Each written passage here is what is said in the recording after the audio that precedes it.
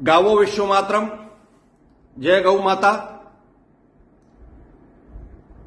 15/7/2025 રોજ સંતો, સમાજના આગેવાનો, ગૌ ભક્તો, સનાતનીઓ કચ્છ કલેક્ટરશ્રીને આવેદનપત્ર પાઠવેલો અને એમાં માંગણી કરી હતી કે ગુજરાત સરકાર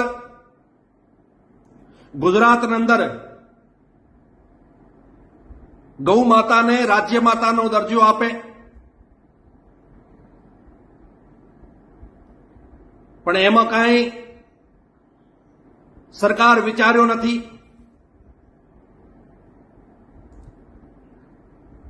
હવે અમે બધે સંતોએ નિર્ણય લીધો છે. હું અને અમારા કચ્છ ખડદર્શન મંડળના સંતોએ નિર્ણય કર્યો છે 25/8/2025 રોજ કચ્છ કલેક્ટર ઓફિસની સામે અનશન ઉપર બેસવાના છીએ.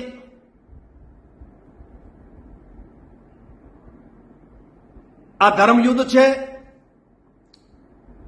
અને આ ધર્મયુદ્ધ કેવલ સંતોનો નથી, દરેક સનાતનીનો છે. દરેક સનાતની માટે ગૌ માતા પૂજનીય છે. સનાતન પરંપરાની અંદર ગાયને દેવી માનવામાં આવે છે, એની પૂજા થાય છે. ત્યારે આ વિધિના માધ્યમથી હું આ બધાય સનાતનીઓને અપીલ કરું છું કે આપણે મોટી સંખ્યામાં